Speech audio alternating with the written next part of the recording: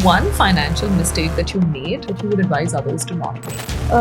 One thing is Canada is worth it still. Wasn't shown on social media or whatever. It was all in illusion.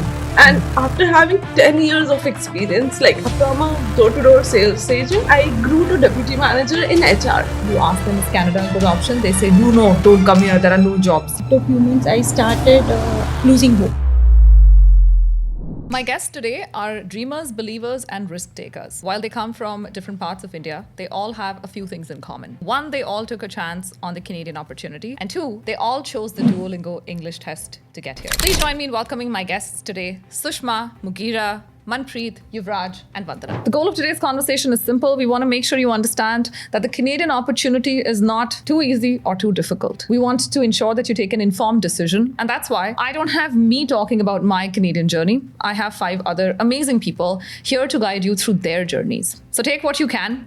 And with that, let's get started. Thank you guys for joining me. Thank you for having us. It's always exciting because I think I get a little bit of credit. All of y'all have probably seen me online. Yes, absolutely. Yes. So if people remember, there was a post on a couple of my socials that we are looking for people who've done the Duolingo English test. And these were the amazing few ones that made it here. So I'm very excited to shoot this with them. I'm first going to talk about just understanding, when did you guys think about moving to Canada? Like when did the first thought ever come? Around 2023, when I completed my college and I was working a full-time job. But somewhere I felt I need to level up a bit. And that's when I found Canada more intriguing. So I just gave it a try and here I am. Okay. In my life, I never thought I would be moving to Canada or anywhere else except India. But my husband moved to Cyprus, which is in Europe, in 2020. And for studies, he worked there and he saw the culture. And it's right what people say, that if you have worked and lived abroad, you can't really live back. That happens. So he had made up his mind that he's not going to come back to India. And I was doing the long distance marriage for a couple of years, which I wanted to end. So he's like, okay, Canada is an opportunity which we both can try. And that's when I decided, okay, let me give a chance to it and let's see, because I was confident on myself. I made myself back in India. So I thought that here also I can establish something. It's going to take time, but I thought that. So that's when I decided 2023. It started with the dream of express entry, which didn't work. So we went the study route. Okay. And if I might ask, which years did you all move in? Let's start with you, Vandana. So I moved in 2024, but I started my research in 2022. I took a lot of time to understand that what opportunities are here for me and as well as for my husband, because he's in the financial markets and Canada and Toronto is basically known for the financial hub. So you moved in 2024? Yeah. And how about you, Yuvraj? I moved here in 22, in fall of 22. But I started my application stuff 1 year before. So you started the hard work in 2021? Yes. Okay. Yeah. Okay. I moved in December 2023 and I started the research and everything in January, I guess. Jan 2023. The same year, yes. Okay. I moved in September 2024, so last year, and I started the research in January 2023.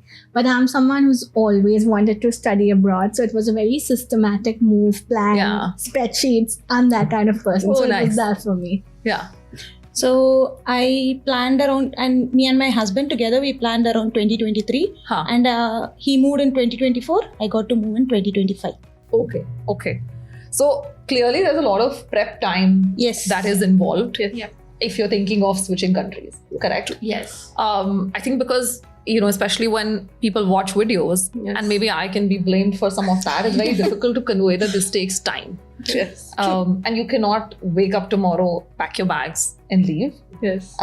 Would you say that taking an informed decision, doing a research is far more important than just being gung-ho about, I'm going to move? Unless you come with a lot of money, then you can definitely take that, oh, I want to be in Canada today, I want to be in US tomorrow, that definitely. But if you come from a middle class family like mine, you have to think a lot before putting that much investment into moving to a country whether express entry or anything, because first of all, you're leaving your support system back. That's true. You're going to be alone or just with your partner. So that is a lot of thing in your like mental pressure. And if you're not strong in that way, it's going to be very difficult for you. I also feel that you also need to know what opportunities are here, like Absolutely. what your career path would be when you come here. Yeah. So you cannot just directly move. You need to have that clarity in mind before moving. You know what? That's a very good point, because a lot of people, they don't start with career, they start with country. Yeah. They first decide this is where I'm going, and then they'll come and ask you, okay, how can I go there and what kind of opportunities will I get there? But now with the internet, you can do this research easily. Now that, you guys are in Canada, I also want to understand, why did you guys choose to write the Duolingo English Test? I mean, like, there are so many other options. So just take me through your thought process of choosing the Duolingo English Test. I had to choose Duolingo English Test because when I was moving here, a lot of people were, right?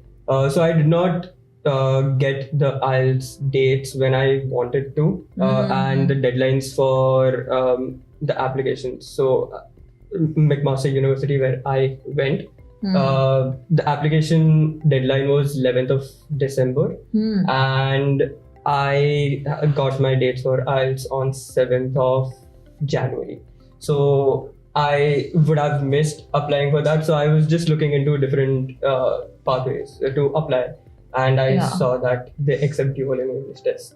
So would you say that because Duolingo English Test was virtual, there was no like appointment and stuff, it was convenient? It was quite convenient because I could, one, give it from home, two, it was quite easy, and three, the results came in quite quickly, so I could apply within the deadline. Fourth, it is 1/3 the cost. Oh yes, that's true. The affordability is the main point. It is value for money, right? Like, Correct. It's very affordable. It is 1/3 the cost. I have a diary which all the expenses for Canada, I used to write. Even if it was a PCC for 500 rupees, I had that just in case if anybody needed help. So I have it written like for the Duolingo, the other exam, I did 15,000 something, and that whole experience was very traumatic for me. When I knew that Duolingo is also acceptable in my university, which was suggested, I checked the cost and it was exactly 4,850 INR. Yeah, when you wrote it. And I wrote it in 2023. Yeah, so it was 1/3 then. 1/3 the cost. So definitely that was the way for me, that I'm not going to spend 15,000 again on another test and another traumatic experience. Yeah. How about you? Absolutely. I think when I wrote it too, I was super sick. So the convenience of it being at home and doing it was great. I think it was a good beginning point for me to do the Duolingo test, and the prep was really easy. If you have spoken English for like 10, 12 years, then you just need to put in two weeks of good targeted focus, and it was like, I scored good. So, and it wasn't overwhelming in terms of prep. Not at all. Yeah. What would you say, Vandana? So for me, my college gave me an option that you can either take other tests as well as you can take Duolingo as well. So I had given the other test, but I scored 0.5 less in that. And I wanted to get into another college. So I was like, okay, let me give Duolingo for that. And my counselor suggested the same. So I went ahead with it, and like rightly everyone said, affordability was one of the aspects. I didn't want to spend again on the other test because it was quite expensive. And giving it from home, it was easy. You just have to sit in front of the system. The only one aspect which I found was little difficult was you cannot move your eyes, you cannot move anything. You need to be stagnant. You need to just see the system. Yeah. So that aspect of it could have been a little bit improved, but otherwise it was very hassle-free. Okay, I'm glad to know. And also I'm glad you mentioned that you could not move your eye away from the system, because I have had the opportunity of like meeting the person who's made the test secure, and they actually get grilled by universities on how safe is the test, because if somebody's writing from home, right? Yeah. So that is the safety aspect of it, to make sure that the test is secure and nobody can backpedal and do something. But it clearly seems like it was affordable. It was convenient. and it was widely accepted. Yes. Okay, well, I'm glad that you guys chose to write Duolingo English Test. We are too. Yes. Just adding a little bit, they Yes, also please. have like when you get the results, you have a link that you can share with the university or the college that you're applying to, so the admissions office can verify it. So Oh. basically, I was asked for those links and they verified it and instantly then accepted. So that is an added layer of security. Oh, lovely. And Okay. another one which I faced was that my speaker was connected to my system and it got disconnected after 5 minutes of inactivity. So even if I'm not moving my eyes or anything and something connected to the laptop is getting disconnected, it shuts the test down. Oh, okay. Yes. So it is a very Yeah. secure test. Yes. Also, it's very dynamic actually. The more advanced you answer, the more advanced questions you get.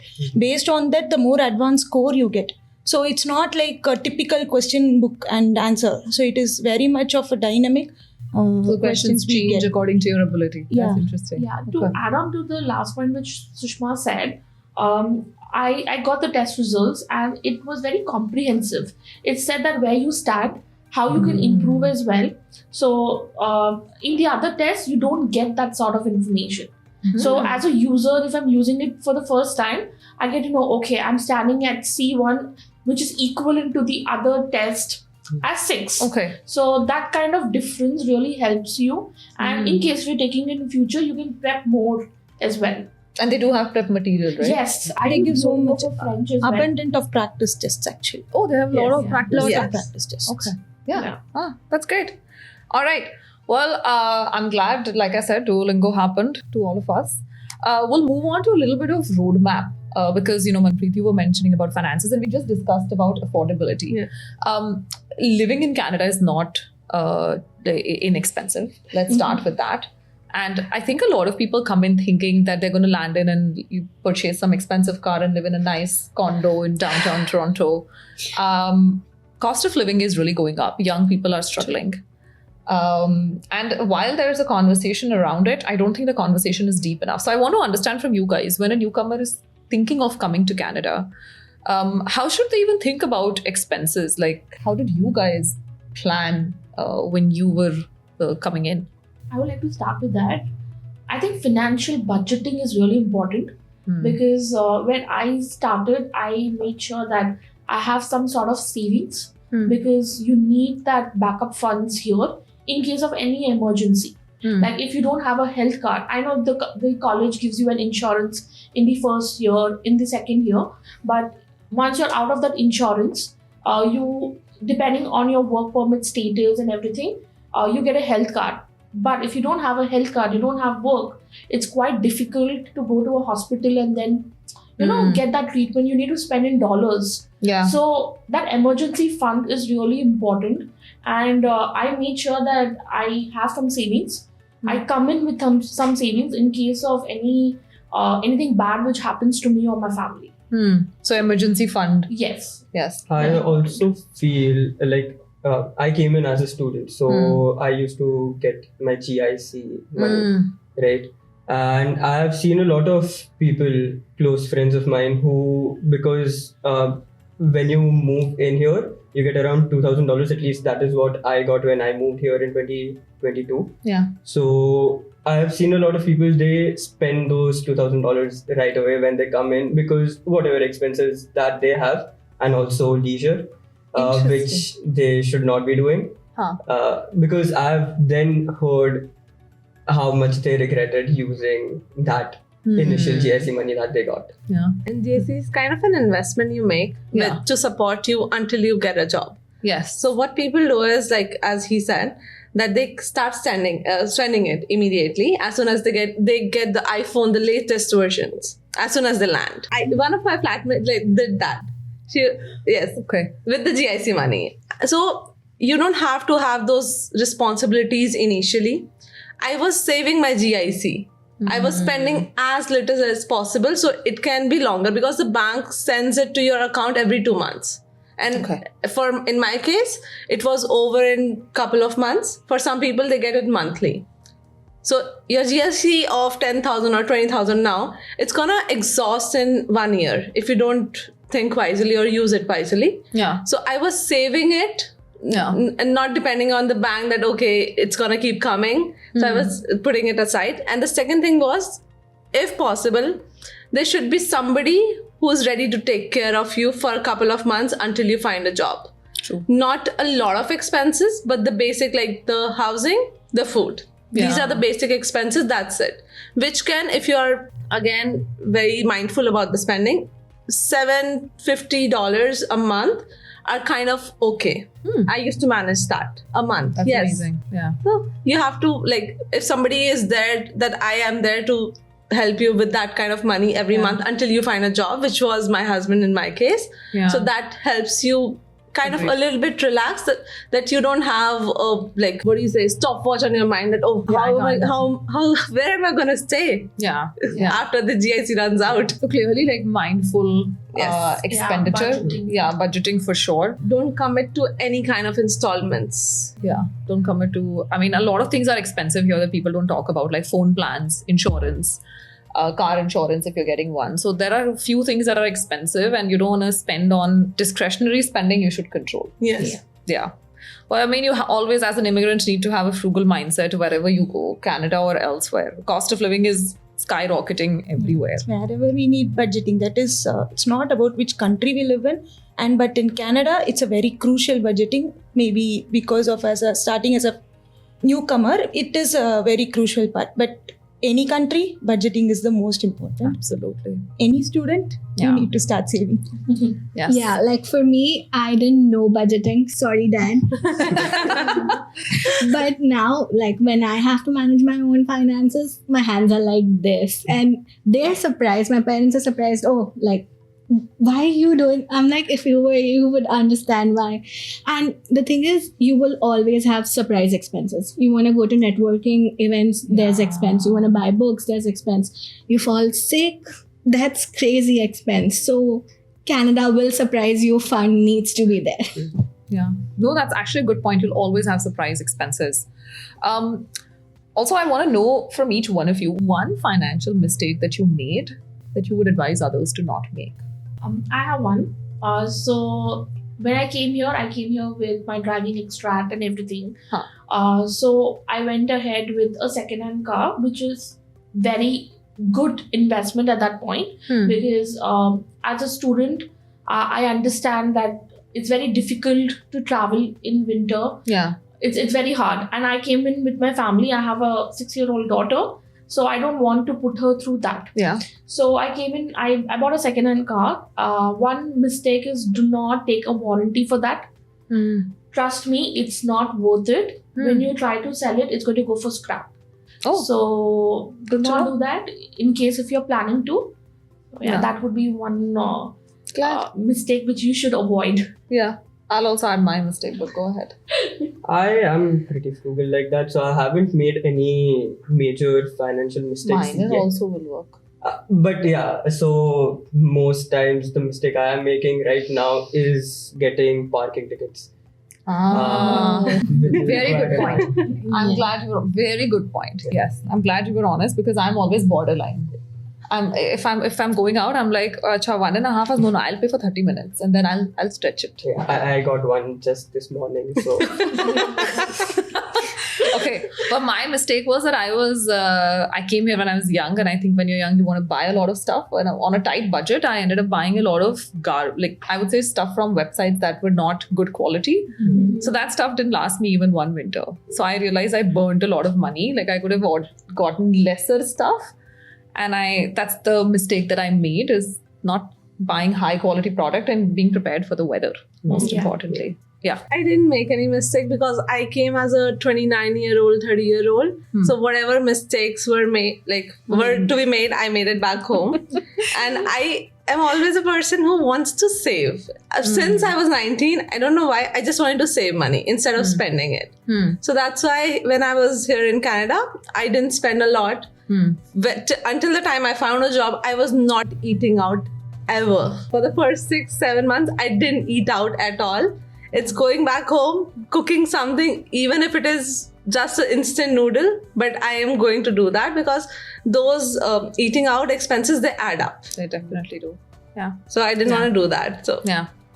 Yeah, Thank you. I think that was my mistake, eating out. But like, I get so exhausted Yeah. because it's 9 to 5 college, part-time job. So sometimes you just have to. But then that adversely impacts your health. More than financial, it's a health decision. And then getting your health back on track, that's like, your time is gone in that and your Yeah. money is gone in that. So my financial mistake was not taking care of my health while eating. Thank you for being honest. Yes. And my financial mistake would be I landed with my husband having a home ready for me.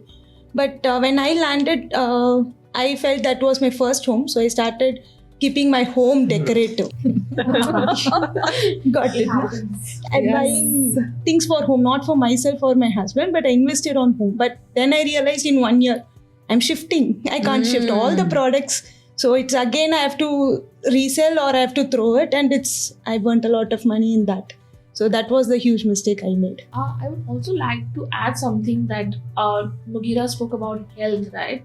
So when you come here, our bodies are from tropical country, right? So you need to start taking vitamins. Invest in that because that's really important. Mm-hmm. So yeah, Good point. that would be a financial mistake not to do. Yeah. Yeah. You should do that mistake. Yeah. Now, I have a major question. If you have zero finances, okay, zero savings, would you recommend Canada to, like, or moving abroad to those No. people? No. Absolutely. not. Unanimous, no. No. Yeah. Okay, glad. So if you don't have funds, that's the first step. You have to arrange funds. And that does not mean that you spend, but you need emergency backup Correct. funds. Also, adding on to that, even if you have funds, I think you should treat it as like an investment and actually get debt if you can, because if you're draining your own funds, Yeah. that's something true. Because right now the market is such that, okay, so I used to watch a lot of YouTube and this and that, and everyone used to post things like, I came here, I got a job, I paid off my fee. But just FYI, there has been no such video since 3 years because I checked. So you need your savings for that aspect, for things that you don't know. So yeah, just a tip. Okay, thank you. Would you do anything differently after landing in Canada apart from the financial mistakes? Like any learning that you have that, okay, I would probably do this differently? Yeah, I would say that don't feel that you are less of you, Yes. because I had that. I was very underconfident, but now I'm not overconfident. I'm confident enough to go out there and say that I'm good enough for this country. Yeah. And I have those skills in me. A lot of people, because they miss their family, they miss their parents. Luckily for me, for Manpreet, for Sushma, we had our partners here who we can fall back on. But a lot of students, I see that they miss their home, they miss their parents. Yeah. So at that stage, you feel that you're very underconfident. So don't do that. Be positive. That's very important. You need to make sure that what decision you have taken is the right decision and stand by it. Okay, that's a good point. I feel one mistake. I would say I learned cooking here. So cooking was one of the major things. Very good. Yeah. So I learned cooking after giving birth, so yes. I was lucky to have like great roommates when I moved to Canada for the first time. So But- they used to cook, but I cannot always be dependent on them. Yeah. So yeah. But it's a major life skill that unfortunately when we grow up in a country like India, we're not taught this amazing life skill that you should be able to cook for yourself. Okay, great. Would you do anything differently? Differently, as such, like the networking thing, I was applying actively on Indeed and everywhere with my resume, changing it as per the job requirement, removing whatever experience I had. So I wish I had done more networking events. I did reach out to a couple of people on LinkedIn, but not that much. So that networking, invest until you are finding a job, try and network, go on those coffee meetings, ask people, be upfront that, hey, I am looking for an opportunity and I would love to have your 10 minutes. Yeah. Send those cold messages to as many people as possible. You never know who's going to be the next person who's Very going to agree to it, and you will land your first job. Yeah. So yes. Yeah. Would you do anything I think different? streamlining my processes earlier, when I came in, I was pretty much like, I had 3 options, like this country, that country, or just staying here. So after I decided that, I want to build here, I want a bit of stability, I started a bit late, and by then the hiring cycles were over, like of that 2-3 months. Because when I came here, I was still doing my job in UAE. So had I got the first hiring cycle, maybe I would have had a part-time job earlier, and I wouldn't be in that much stress. Yeah. So know your why and streamline the processes earlier. Yeah. One thing I would like to change is when I landed here, after a few months, I started losing hope. Right? Because with everything that goes on around the world, you will lose hope at one point of time. Yeah. Yes, you had a very convenient spot in wherever you are from, but that might not be the here. So it took time to adapt. But one thing I would love to change is I should have chosen that soon. I took a very long time to come out of that, but and few people nowadays I see it's a trend of leaving whatever they chose, leaving the path. I feel they have to stick to it, not give up, and be hopeful. And to be frank, miracles happen in Canada. Oh, I'm glad. And like adding on to that, losing hope, you are going to lose hope. Yeah. You cannot But be you like cannot that. give up. But you have to get back up. Yeah. Whatever investment you have done, you have to stick by it. Very true. You're going to lose hope every day. Yes. With every rejection email you're going to get, you're going to lose hope that it's not happening. But you have to pick it up and like restart every time until you make it. You're going to make it though. It's because how we were there. We were settled and we are restarting. But this is for the better. Yeah. It's your decision. So stand up for it, not to quit it. Yeah. Okay. I always say schedule your breakdowns and keep it moving. For sure. I think I would agree to all of that. But I guess one of the mistakes that I made early on was just looking for other immigrants and trying to find relatability. And I was like, oh, this person is not relatable and that person is not relatable. And then you realize that you've come here because you don't want to be around, like you left something to come here. There's no point in looking for the same thing here. I was always looking for people like me, from my city, maybe from my background. And that's where the joy actually started, was when I was like, now I'm going to focus on people. I have to like who I meet. If I like, I'll work with them or I'll be friends with them. If I don't like, then I'll give a business card and move on. Okay. Well, I'm going to ask this. If I were to give you an option, would you say Canada is an opportunity or an illusion? To just make a choice quickly. Opportunity. Opportunity, I guess. I need your dice. It's just that what was shown, not anymore, but what was shown on social media or whatever, it was all an illusion. Absolutely. It is nothing like that. You have to work hard. You have to figure out a lot of stuff when you come here. So you find opportunities when you work towards it. So I would say it is an opportunity, but not the conventional way. Okay. Glad for you. You were so honest about that. Yeah. I totally agree with you, Raj, because this is what I was also going to say. It is an opportunity, but there is an illusion which is on social media. So you know what your strengths are and you know how you can convert that into an opportunity. All right. We'll move on to a very important question from here. So do you think that Canada is still worth it, or are people sugarcoating it? Tough one. I think it's half and half. It's not like everything is not sugar-coated.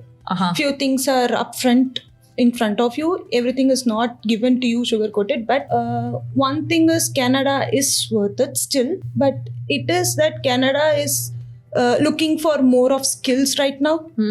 So we need to know what we are fit. Maybe another country is looking for what we need.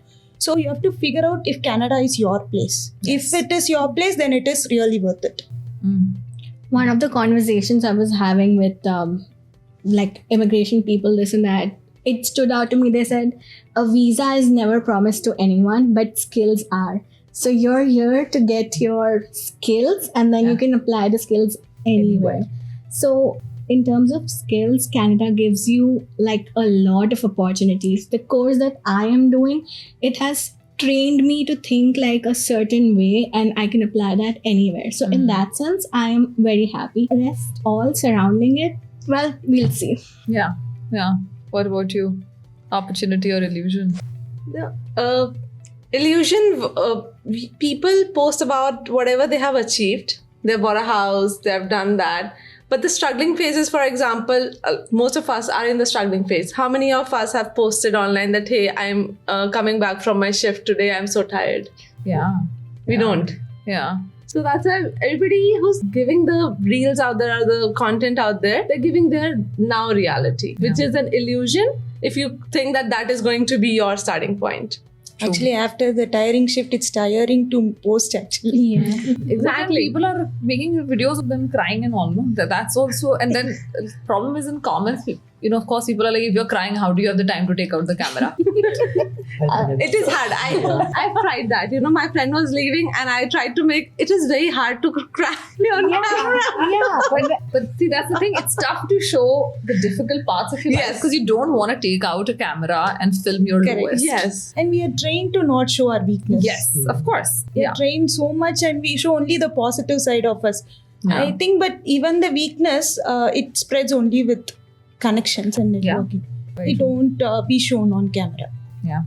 I actually started a series on LinkedIn. It's in the process of becoming. Because right now we're becoming. I don't think of it as we're struggling this and that. We're becoming, and it's okay to show the becoming. That's what like my series has been about. Do you think the newcomers underestimate how hard the first year or the first 2-3 years are? Yes. Yeah. I tend to maybe disagree with that. Ah. When you say newcomers, I would say depending on the age, like people who come, I'm 33 now. When I came to Canada, I was 31. I was quite matured enough to know that this is how it is going to be. You need to buckle up. You need to have hard skin. I think same for Manpreet as well, same for Sushma as well. Maybe for Yuvraj and Mugira, they were early in their 20s. It took them time to understand based on the conversations which we're having with them right now. So age also plays a real crucial factor here. That is if you're mature. Yes, that A is lot what of I'm people sure. are aging but are not maturing. And in young age, they are too mature too. That is also there. But I'm in with the people whom I have met, with whom I have connected in my class as well. I have a very good friend who's of my age, and she's very matured. I mean, but there are other people who are in their 20s and who take life as it goes. Yeah. So that's where I would differ. But Yeah, I think it was tough. I would say, and I came from the US, which is not, and I came only 2.5-3 years of a drive away. Even then, and I would get annoyed at very stupid things like, why the grocery stores are different, right? The names are different. Oh yeah. Grocery stores were overwhelming. Yeah, so that was overwhelming for me, even though I came from the States and I underestimated how difficult just a 3-hour journey could be. Like 3 hours by road. The flying time is 40 minutes. That's how close I was. But of course, I think a lot of people where I come from, they're either like, you ask them, is Canada a good option? They say, no, don't come here. There are no jobs. Or they'll say, well, everything is fantastic. That's the version on social media. Or it is, and like most of y'all have said, it is not black or white. Yeah. The truth is somewhere always in between. You've got to get realistic about this. Like, look up the job opportunities on Indeed, LinkedIn. At least have a sense. And it is also about the right place at the right time. Yeah. So for me, for my husband, it was right place at the right time. Yeah. Maybe not for me right now, but I'm sure my time is coming. Yeah, for sure. To continue on what she said, Vandana, that people are ready, and then like with our age, we are kind of ready, but we haven't done it. So it still gets difficult for us. For younger people, they have never done it. So it's all new. So they're learning. They have the energy and the time that, okay, I have to cook, I have to go to work, I have to study and everything. With us, we were doing it all, but not all. We had house helps. I had a cook at home. There was cleaning people there. Absolutely. And for us, it was difficult back then also that, I am coming back from a 9-hour job. I'm so tired. But now I'm coming back from college. I'm going for a job. I'm supposed to do all the housework and everything. Yeah. So we know it. At our age, we knew it that we have to do it. But we didn't have the experience. So it was still very overwhelming to do it all. But it is going to be tough. I mean, in short, Yeah. I don't think it's going to be easy. No amount of planning and all cannot foolproof like secure you. You're still going to find the first winter is going to be brutal, Yes. irrespective of however much you read. All right. Well, we've spoken a lot of difficult things. So we'll talk about some fun stuff, this or that. Okay. Everybody says in unison. So I think we'll see. In-person English test versus online. Online. Online. Okay. College in a big city like Toronto or Vancouver, or college in a smaller city? Big Smaller city. city. Smaller city. Big city. Big city. Okay. Part-time work or skill building? Part-time work. Skill building. Both. No, you have to choose one. Part-time work initially. Okay. Friends in Canada or networking in Canada? Friends in Canada. Friends. Work-life balance or hustle culture? Hustle culture. Work-life balance. Work-life balance. Hustle culture. Who are the people who you haven't chosen? I would go with work-life balance. Yes, At least I- in Canada. I will go for work-life balance. Otherwise, when is the time to cook otherwise? I'm just saying, I would like to have work-life balance, Yeah. but we are in the hustle culture at the moment. Now I want to know some truth or false, okay? Mhm. Duolingo English Test is not accepted for visas if y'all have used it. False. Depending on the visas. Student visa. Student visa, it's true. I'll say for my experience, yeah, it's accepted. It's So accepted? that's Okay. false. I'll go with working on pizza. Okay. You can't get into top Canadian universities with a Duolingo English test. False. Only the traditional, conventional English tests give you credibility. False. False. Canada is super easy once you land. Just get here. False. Super false. You must live in Toronto or Vancouver to succeed. False. False. In your opinion, Canada doesn't want immigrants anymore. False. Some people haven't said anything. No, I mean, sorry, false. Y'all can say whatever y'all feel. False, but they want a specific kind. Yeah. Right. That They one. just added a filter. Yeah. One more filter. I'd say false. I'd say true. They don't want.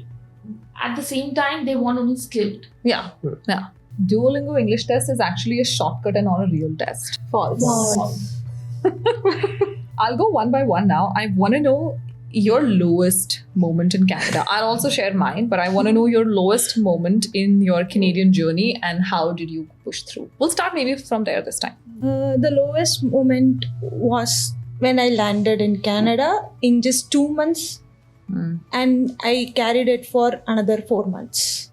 Total 6 months was, but that was not because of Canada. It was because of me discovering myself, rebuilding my life. It's like you have been like a plant is pulled out of the root and we are placed in a different soil. So I'm just adapting. So that was the most difficult point for me. The first 6 months. Yeah, first 6 months. How about you, Mugira? I think mentally I'm someone who's very strong, so I don't see it as a like bad or a low point. But like I said, spoke about my health. When my health was low and I had to spend like the summer recovering it, eating right, walking, doing exercises, this and that, I think that was a bit difficult because I traveled home, and to feel that warmth of home and then come back to doing it all by yourself, that was tough. Yeah. But I just had this discussion with my mom, and she was like, all of that is okay, but it's your willpower that you went back. Some people just don't. So, low moments are part of this journey, but you just have to have that Yeah, mental the pushing force. Yeah. always. Yeah. My heart is kind of racing because I had 2 really low moments. I was not finding a job in Canada first. So one was that I said yes to any opportunity that came my way, even if it was for cleanup. So I went for a cleanup job, and it's not a job you can tell your parents about. So I No, you've been very courageous. I think I told you this in person also. You've been very courageous, and that's not the courage that I would have. It's okay. It's okay. Do we have a napkin? I think you're absolutely right, because Yeah. I did that too when I needed some cash, and that's not Yeah. something that you tell your parents. It's okay. And I It's mean, okay. it takes a lot of courage to do what you did. Correct. Because, like I said, I wouldn't do it. Irrespective of whatever happened, I refuse to even clean my house. You can ask him sitting there. it was not even about the job. It was just that I was not able to share it. Yeah, because you feel like you worked so hard. You've come all the way from India, and the way we are raised, we're not raised to respect all kinds of Work. Work. Yeah. That's just, and I'm not going to sit here and say on my high horse that no, we should do it. I feel very similarly. I don't think I look at it with the same level of respect when people in India do this work. Here, I respect this profession when people here do it. It's like it's not even it's not even about the respect. It was just about being able to share. I know. I shared it with my sister-in-law, like who I'm very close to, and I just told her, and she told my brother that like Didi, that's what she calls me. She's not doing that great. So that was the lowest. And the second time was that I was getting so many rejections, and after having 10 years of experience, like from a door-to-door sales agent, I grew to deputy manager in HR, and I was being rejected for even any job in even Walmart or McDonald's. So I was skilled enough to handle 60-70 people, but for them I'm not skilled enough to make a burger. No disrespect to that, but I was not skilled for them for some reason, and I don't know if was it AI or what. But my resume was getting rejected all the time for even the basic kind of job where you don't need a lot of skills. My English is good and everything. You just need to be able to talk.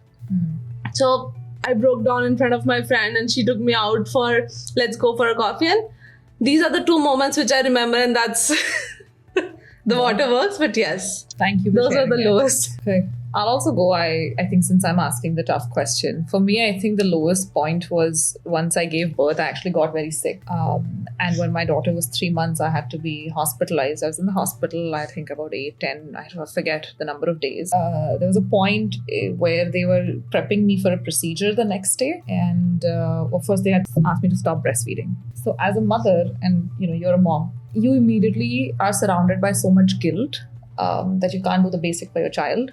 So I actually posted I live in Burlington, I posted in the community here. So Meher was 3 months when I stopped breastfeeding. Meher was breastfed till 1 year. People donated breast milk. People pumped for my daughter. I actually bumped into one of the ladies that, gave us the breast milk a couple of weeks ago. And I think we both started crying. We just saw each other, we hugged each other and we started crying. But in that point, I remember Aditya was on call one night. He'd just left from the hospital. This is like 9 p.m. And I started having a pain in my belly, and I started having pain to the point that I couldn't talk. And I was in a room, right? So I plugged some machines out and I ran outside to the nurse. I said, I cannot even, this pain is too much. I need something. You need to reach to the doctor right now. I'm not kidding. The pain was so much that I was sweating in pain. And I've gone through labor. So I know what pain is like. This is nothing like that. I have not had pain like that. I took off all my clothes. I lay on the floor, and then I just remember the nurse coming in, and she's shocked, and she's like, I'm going to leave a note to the doctor, but you need a morphine. She's given me 2 injections, and then they gave me 2 more shots in the night. And after that, the only thing I remember was, because it's morphine, I remember my room was next to lake. I just remember floating on the lake. I couldn't even tell Aditya. He had some sense, but nobody knew what I went through that night. Because I didn't want to tell them, and I really thought that that's the last night, that this is going to be it. But I think when you hit rock bottom, there's only one place to go, and that is Up. Yes. So while Meher was, I feel like the relationships that we made in those times, whether it's people who donated their breast milk, whether it's the friends I had so many friends that stayed over. My mom had just left, and I was hospitalized, I think 2-3 days after she'd gone back. We didn't tell anyone. Mom came back, and I had friends staying over, taking care of my house. We had so much support from the community, even from people we didn't know. That is the time that you know that you've truly made it and home has happened. So whether it's personal or professional, you're going to get hit by a lot of things in this country that you're not prepared for. And I think for me, I was just feeling that night. I still remember I was like, I don't want to go. I thought that's my last night, right? I don't want to go without saying bye to Aditya or Meher. That was my only thought, that I just wanted to be able to say bye. And I was like, if that's not happening, I'm not calling him and letting him know I'm in so much pain. And they actually gave me the morphine when I was on the floor. I was on the floor for half the night without anything on. I remember that they just put thing on because I was sweating in so much pain. But that was my story. We'll go with you. Hearing of both of your story, we feel no, we can't. It's coming. The watermarks are coming. It's coming. It's infectious. Yeah. But that is truly my lowest in this country for sure. For me, well, it was earlier this year. Lowest year. I moved to this town, small town, north of 1.5 2 hour drive from Toronto, north of it. It was winter when I moved there, and it was quite a harsh winter this past winter. And I moved there from Mississauga, so I was constantly living in like Hamilton, Mississauga, which are like good cities to be in. You have accessibility to stuff. When I moved to Collingwood, I did not have a car, nothing, and I had to walk every day for around 30-45 minutes every morning to work. And I used to live in a basement. I used to live alone. I did not know anyone there in Collingwood at all. Groceries and stuff used to get really difficult because there were not many drivers who used to deliver food, and I did not have a car either. So that was quite difficult back then. But yeah, now it's better. Now you're better. Yeah. What about you? My lowest is when I did get opportunities, but because of what was going in my life, it was very overwhelming. My husband secured his job. I had a daughter to take care of. I still have a daughter to take care of. So it came to a point where everything fell on me, and it was very difficult to cope up. So I did have friends. I still have. I talk to my best friend every day. She's here. She's in Mississauga, but you find that strength all of a sudden. It comes all of a sudden. And for me right now, I'm sitting with you, all of you, and talking and sharing all this. It takes a lot of confidence. Yeah. So I feel that I've got the confidence now. I have the skills. If I didn't have the skill back home, I wouldn't have left a thriving job. I wouldn't have come here. I did try, like Manpreet said, I tried in Walmart. I went and spoke to a few of them. I went to Carter's. I went to different places. But they were like, you need to apply it online. It doesn't happen like this. So part-times became very difficult to get. I couldn't secure even a part-time. I'm still looking for opportunities. So I'm still at my lowest, but I'm going to convert this into my biggest gain point, is what I would like to say. So that is one. It's still my lowest. The other lowest was, I have two lowest to share, sorry. I saw my daughter adapting to this country and making it home. So before my husband got his job, he used to go to drop her to school because I had my college. So she couldn't make friends initially. She used to play alone on the side, and looking at that, I really felt very bad. But touch wood, when I spoke to her teacher, she told me she's doing so well now. She's doing excellent. She's the kindest soul in the class, who shares and who does everything. So that is my biggest win. I feel that I thought my daughter is having that diversity. She's understanding. Hard skills, for sure you will get it. I mean, like academically, I'm sure she'll do excellent because her parents are quite good enough. But soft skills is something which I think it comes only when you grow. Yeah. So that lowest is when I saw her playing alone. It hit me.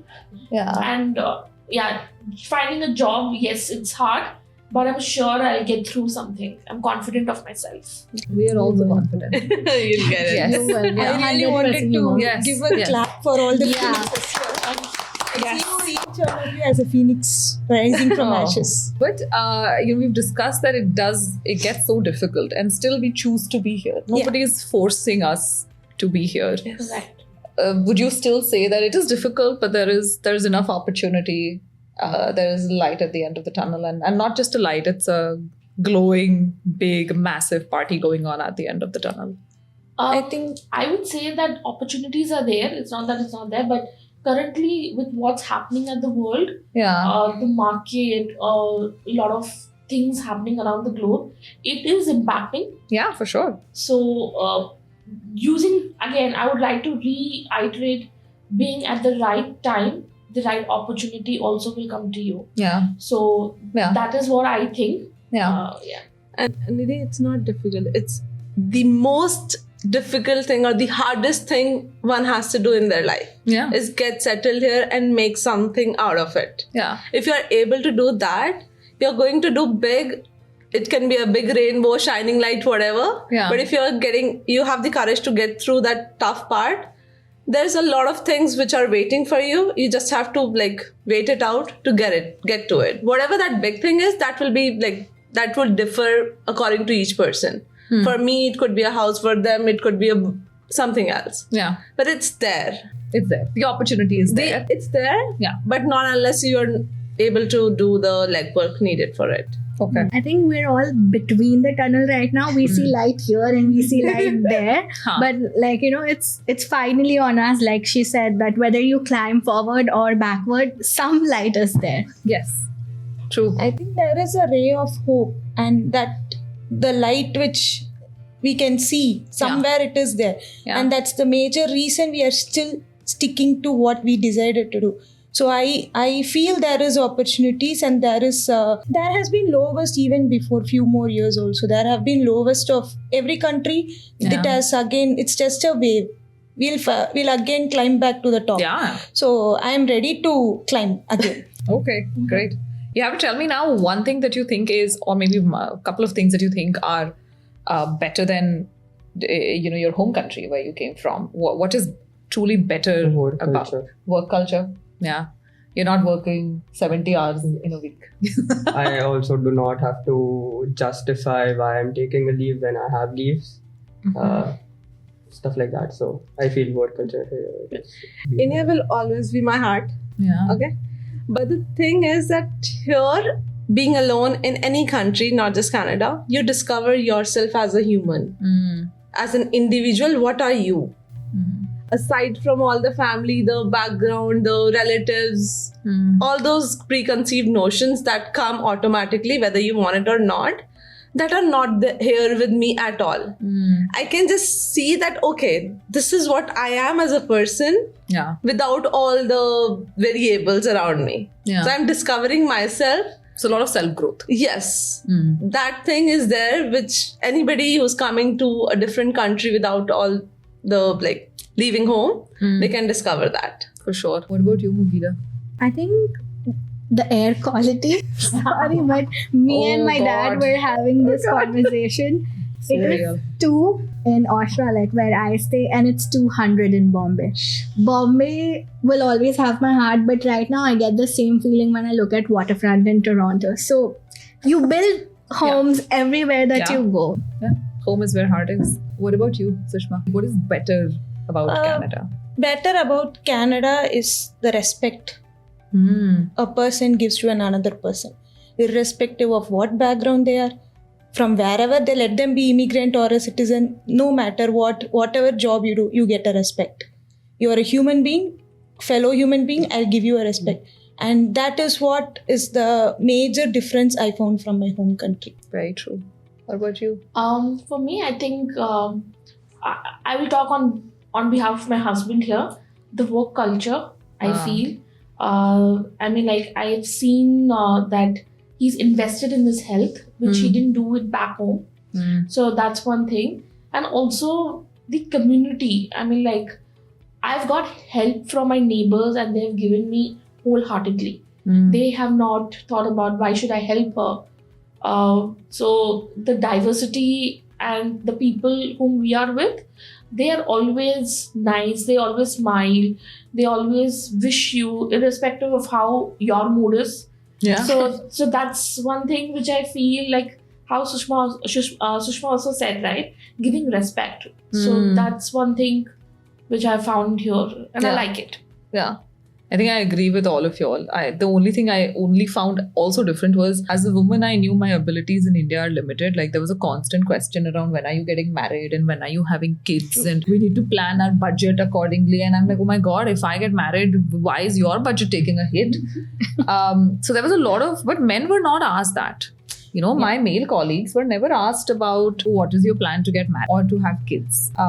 So I always felt that the opportunities I got here were not correlated to my gender. People looked at my talent first. And of course, you know, the work-life balance, the work culture, the fact that my manager was not abusive. I was surprised that you can have a manager who's not abusive at work. That's my first thought. And I was like, and when you said vacation, I remember the first time I ever asked for vacation, I sent them a full plan of how I'll work through the vacation. And they said, no, this is vacation. We will respect it. I'm like, what do you mean? So there is a lot of good and bad. And it's a journey, clearly. But it's a journey that's so fulfilling at the end of it. Can I add one more thing? Yes. In my 29 years of life, I don't know how it feels walking towards home in the night. In India, I never had that feeling. Not because my parents told me that you have to be back home. Nobody told me like that. From work, or that you have to be home at this is your curfew time. Nobody told me that.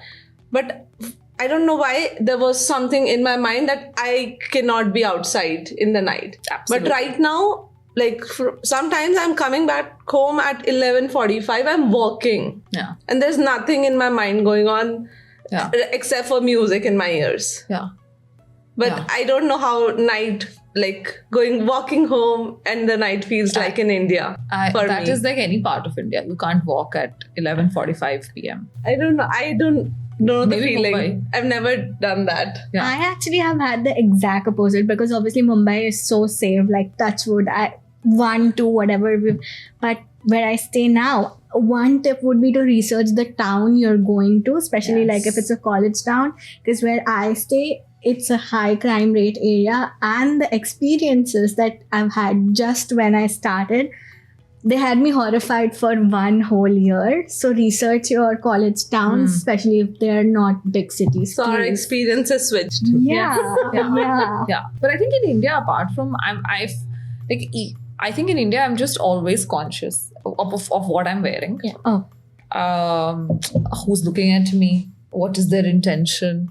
So much of my energy is consumed in just my physical safety. Which I've never had to think about in Canada, at least. Like, I can wear a dress irrespective of the weather. I can wear makeup, and I can do whatever I want. I think in India there are like traditional rules that are set, at least from my experience. This is what I can do. This is what I can't do. I also feel in Canada there's a lot more empathy, which you learn when you come here. As you mentioned, as Manpreet said, right? She was working, and you said that you wouldn't have respected that if they were doing it in India. Yeah. Because that is what we are inherently trained to see that way. Yeah. Which is wrong, definitely. But here you have empathy. So whoever, wherever, whatever they are working in, you have at least basic human level of respect for them. Absolutely. So that is something that is absolutely very high level of empathy. Yeah. All right. I'm going to also ask. I'm going to ask some fun stuff now. Yeah. If your Canadian journey was made into a movie, what would you like to name it? We'll start with you again. I can't name it yet. You have to come up with a name. Okay, you want to start? Yeah. Let's start in the middle now. Yeah. I already have a name. हाँ, okay, please go ahead. चलो शुरू से शुरू करते हैं. Let's start from the beginning. Yes. What about you? I'm not so creative. So I don't have a movie name. But Any name will do. I would say हम आपके हैं कौन. It's perfect. But that's already made. You have to come up with something else. Part 2. like bittersweet memory kind of a thing. So this place is bittersweet. Bittersweet. Yeah. I think for me, it's this season of stillness, because coming here, I had to give up control and just pivot and adapt. So I had to be still because things were not in my control. So this is my season of stillness. I would say emotions and heart. You are the only one left now. It's like building from scratch. Beginning from scratch. True. Yeah. And finally, what advice would you give someone that's scared of language tests in general? I thought I was raised in India and, we were colonized, so we got the language forcefully. And then I was still nervous when I took my test, and I didn't have the option of writing Duolingo from my house at that time. So I don't know, for me, I think I was so intimidated by the setting of going in person and trying to convey that I know the language. I actually didn't do very well in my test. I'm a decent speaker, but my test, I actually faltered. So what is your advice to anybody that's, whether it is in terms of doing it online, is there a safe space or whatever? What advice would you give to anybody that's taking any online language test? Online language test, it's pretty much, it's not like a interactive, it's not like what we speak now, right? This is a conversation. And when you go on straight, when you meet in person, you have a conversation. But with laptop, you need to train yourself to interact with a screen. So that is one difficult part. But the more you do, in person is also becoming easy. So it's a training on both. So if you start with online, both in person and online can be achieved in a very easier method. So it's better to first record yourselves. Oh, yeah. Okay. You will know what you are speaking. You will know what you are up to. Your grammar and vocabulary mistakes will be identified easily. And you have lots of AI to tell you. Yeah, now, yes. To rate you. Sure. You need not go to a person. So use all the platforms and train yourself. This will be first helpful through online exams, practice tests, so many are there. Finish, and then in case it's needed, you can take it in person. But online, you would say is good enough. Yeah, good enough. It's the first step. Yeah, I think that's something that we all face. We get so scared of exams that we don't do good on the test, but it's like knowing the structure of the exam really helps and tapping into all the resources. I remember I just had 2 weeks for doing IELTS and Duolingo. I got trainers, I got cheaper, but I got it because I was I need to know the structure thoroughly and I need to prepare according to the structure, especially when you have little time. Tap into every single resource and just get it done. Okay. So people try to go to those institutes where people teach how to speak English. So unless your communication is good, no amount of teacher can help you crack an online or an in-person course. They're not going to do magic on you. Yeah. Unless your communication is up to mark. So how to prepare? First, work on your communication. Watch a lot of movies if that interests you. Read a lot of newspaper. I only watched movies and I used to read subtitles. That's a habit my brother instilled in me. I can't read newspapers, but yes, till date, I read the subtitles even if I'm hearing it. So first work on your communication, get that to a level. Then invest in learning the format. It can either be classes or it can be the practice tests which come with it. For my other exam, I did classes because I wanted to, because it was so much cost, I didn't want to waste that money. Agreed. So I spent money for a coaching where the person told me the format. He was not teaching me English. He was only teaching me that, okay, this is the format and how you should prepare. But still the preparation was little intimidating. The format was kind of hard. I didn't like it that much, but I had to prepare. But when it come to DET, it was so easy. It was like playing online games. It was fun to practice the tests even online, the formats. So I practiced that. I didn't do a lot of practice, but some, and because communication was at par, I was able to crack it in one go. Yeah. So first communication, then the format. Invest the time in learning the format. The exam should not be the first time you're seeing how a test looks like. Yeah, it's a lot of practice tests as yes, well. A lot of practice. So you get used to it, and then it's not a shocker to you that, what kind of question is this? How I'm supposed to answer it? Yeah. That preparation is required. Agreed. Yeah. Yeah. What about you? I would actually second what Manpreet said. The format is really important, so you should be clear on the format of it.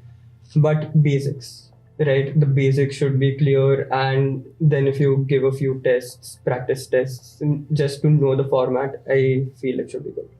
Okay. I would say that like structure is important, like everyone mentioned, because you don't want to go to the exam and see it for the first time and get a job. Also, talk to people who have already given the test, because they have certain examples, they have certain tips and tricks which whatever resources you look at, you may not get that. So I remember that while I was doing the test, for example, how to write an informal and a formal letter, it's very different. Oh God, it's very different. pain to learn those formats. So I understood what you should use for informal and what you should use for formal. So those tips and tricks will surely help you to clear that route for you. And at the same time, not all resources are good resources. Please don't go ahead and look.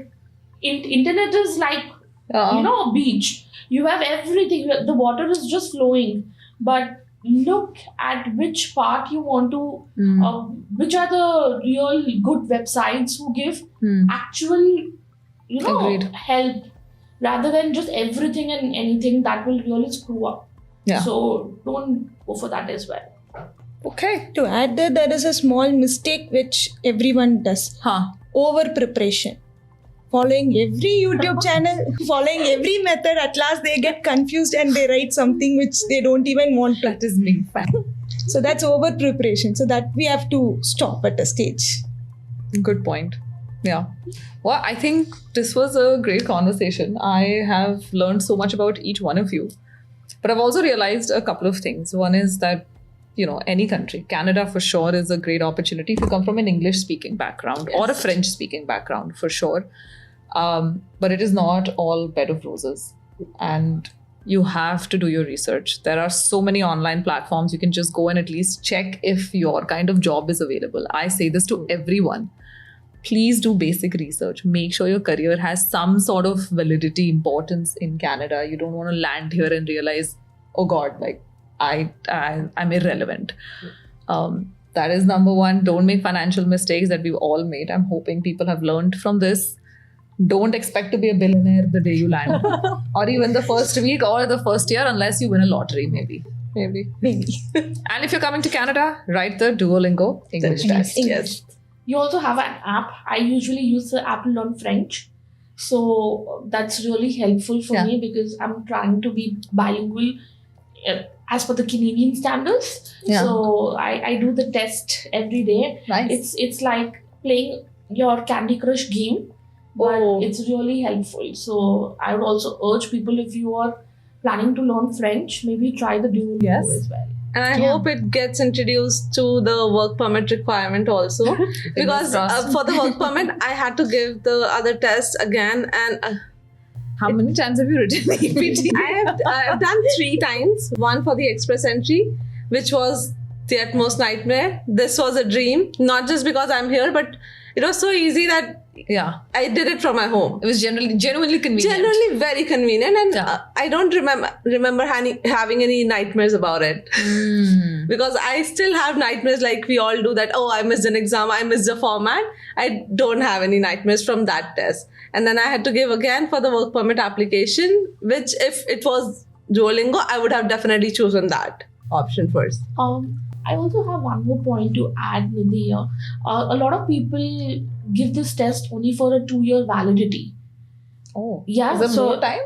No, the test is only valid for 2 years. Okay. You again have to give one more time if the validity goes, like Manpreet said, for her study and now for her work permit.